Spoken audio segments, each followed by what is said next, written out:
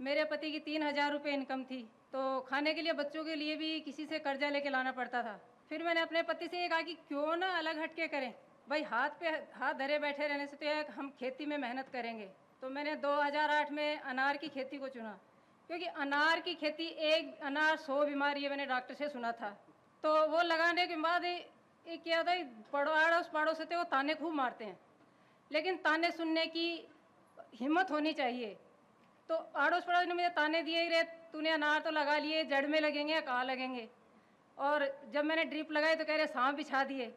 तो वो ताने सुन के मैंने पीछे नहीं मुड़ के देखा, क्योंकि मैं आगे बढ़ती रही, क्योंकि हमें करना है तो कुछ करके दिखाना है। ये करके जब 2011 में उन पे अनार लगी तो पड़ोसी ने देखा, तो वो देख करके अचंभित रह गई कि भाई इस तरह से अनार लगती हैं क्या, और वो भी आधे आधे किलो की। और उसके बाद मैंने उसकी साइज को बढ़ाने के लिए उस पर जो कच्ची फुटान आती है, प्रूनिंग होती है, उनको मैंने काट दिया। काटने के बाद जब वो जो उसकी पानी और जो हम खाद डालते हैं वो कच्ची फुटान पे जाती है, वो न जा करके वो फल में कन्वर्ट हो गई। जिनकी मैंने कटिंग की उनकी साइज़ तो 600-700 ग्राम तक आ गई, और जिनकी नहीं की उसकी 300-400 तक ही रह गई। ये मैंने देखा कि कच्ची फुटान को अगर हम काटेंगे तो उसकी जो क्षमता है, जो खाद है, वो हमारे फल को मिल जाएगी।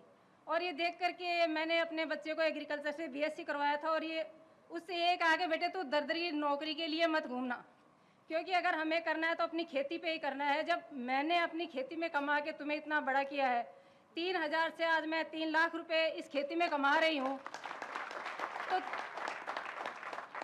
तो बेटा तूने तो एग्रीकल्चर से बीएससी किया है, मैं तो कहाँ 10th क्लास पास, और तू कहाँ एग्रीकल्चर से बीएससी। तो आज वो लड़का मेरे साथ ही खेती में ही काम कर रहा है। और इसके साथ ही मेरे जब 2 बेटियां थी तो मैंने देखा कि बेटियों के लिए दहेज भी चाहिए, तो मैंने वो दहेज इकट्ठा नहीं किया। मैंने सोचा पहले तो अपनी बेटियों को पढ़ाऊंगी और उन्हें आत्मनिर्भर बनाऊंगी।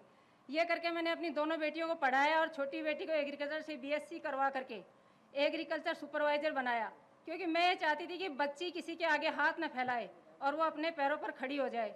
ये सोच करके मैंने, जब ये अनार है तो हर किसान जो थे और अधिकारीगण आए तो उन्होंने यही देखा कि उनका जो दाना था वो इतना सॉफ्ट था कि बिना दांत वाला इंसान भी उस अनार को खा सकता था।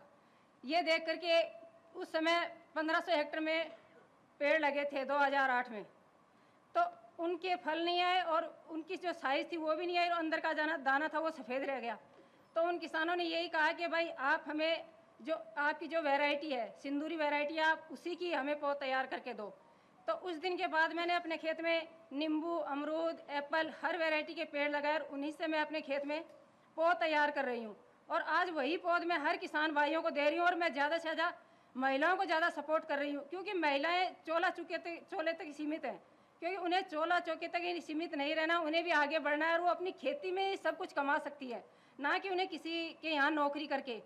तो आज कई महिलाएं मुझसे जुड़ी हैं जो आज अपने हाथ पैरों पे आत्मनिर्भर हैं, और वो अपने बच्चों का भी भरण पोषण कर रही हैं। इसलिए मैं चाहती हूँ कि महिलाओं को हमें आगे बढ़ाना होगा, और इसी के लिए मैं हर एक महिला को, और जो युवा किसान है वो सब मेरे पास आते हैं, और उन्हें मैं प्रशिक्षण देती हूँ, क्योंकि उन्हें ये नहीं पता है कि पेड़ लगा करके उनमें पानी कितने समय से देना है, खाद कहाँ डालनी है, वो मैं उन्हें पूरा बताती हूँ। और ये बताने के बाद उनको मैं जो पूरा प्रशिक्षण दे के जब पेड़ उन्हें देती हूँ तो वो अपने वहाँ ले जाकर लगाते हैं। और हर एक किसान भाई जो युवा किसान है, कई महिलाएं तो ऐसी हैं जिन्होंने अपनी नौकरी भी छोड़ दी, और वो कह रही हैं कि एक महिला तो ऐसी थी कि उनकी माँ जो बाज़ार से फ्रूट्स लेकर के खाए थे उन्होंने, तो वो कैंसर से ख़त्म हो गई थी।